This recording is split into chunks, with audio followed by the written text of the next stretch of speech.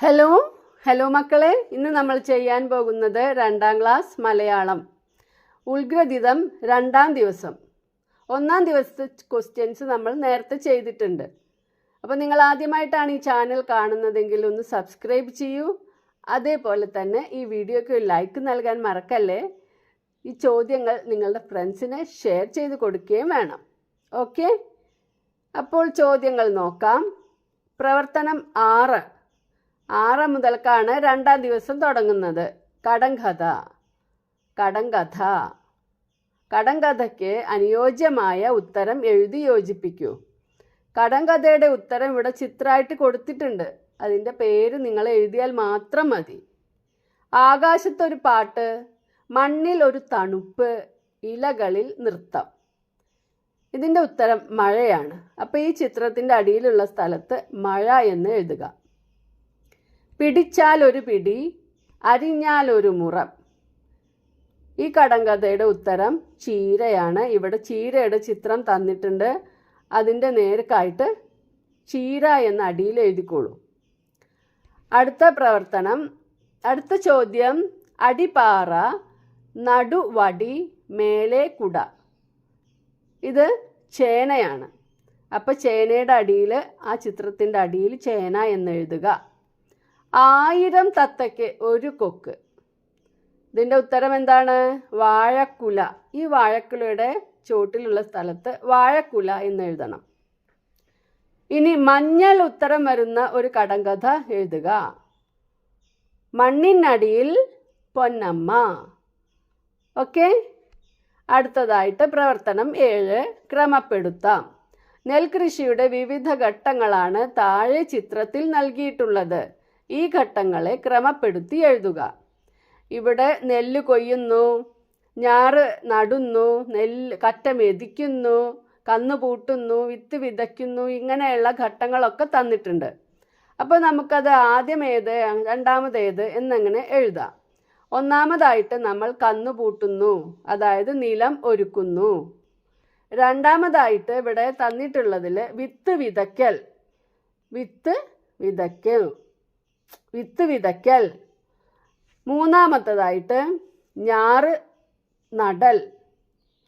നാലാമത്തതായിട്ട് നെല്ല് കൊയ്യൽ. 5 കറ്റ മെതിക്കൽ. പ്രവർത്തനം 6, പ്രാധാന്യം അറിയാം, വരച്ച് യോജിപ്പിക്കാം. അപ്പോൾ താഴെ കൊടുത്ത ദിനങ്ങളുടെ പ്രാധാന്യങ്ങൾക്ക് അനുയോജ്യമായവയിലേക്ക് വരച്ച് യോജിപ്പിക്കുക. ആഗസ്റ്റ് 15 സ്വാതന്ത്ര്യ ദിനത്തിലേക്ക് യോജിപ്പിക്കുക. ഒക്ടോബർ 2 ഗാന്ധി ജയന്തിയിലേക്ക് യോജിപ്പിക്കുക. ജനുവരി 26 റിപ്പബ്ലിക് ദിനത്തിലേക്ക് യോജിപ്പിക്കുക. ജനുവരി 30 രക്തസാക്ഷി ദിനത്തിലേക്ക് യോജിപ്പിക്കുക. അതിലുള്ള ബി, ചിത്രത്തിൽ ആര്? താഴെ കൊടുത്ത ചിത്രം നോക്കൂ. ഈ വ്യക്തിയെക്കുറിച്ച് നിങ്ങൾക്ക് എന്തൊക്കെ അറിയാം? എഴുതുക.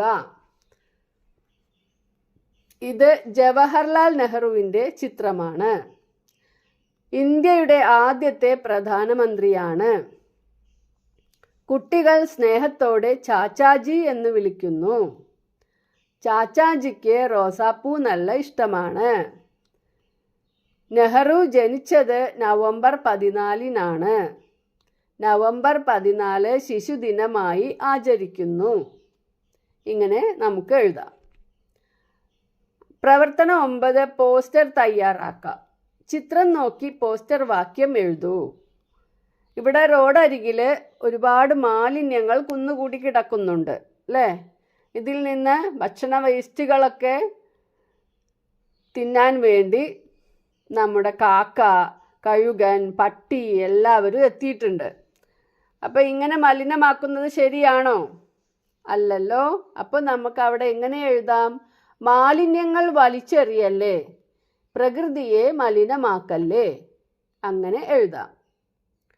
അതിൽ തന്നെ ബി, ജലസ്രോതസ്സുകൾ മലിനമാക്കുന്നതിനെതിരെ ഒരു പോസ്റ്റർ തയ്യാറാക്കുക. അതിന് നമുക്ക് എന്തെഴുതാം? ജലം അമൂല്യമാണ്, ജലം മലിനമാക്കരുതേ. ഇങ്ങനെ നമുക്കൊരു പോസ്റ്റർ കൊടുക്കാം. പ്രവർത്തനം 10, തൊഴിലുകൾ. അതിൽ 2 തൊഴിലുപകരണങ്ങൾ കൊടുത്തിട്ടുണ്ട് അല്ലേ? താഴെ കൊടുത്ത തൊഴിലുപകരണങ്ങളുടെ പേരെഴുതുക.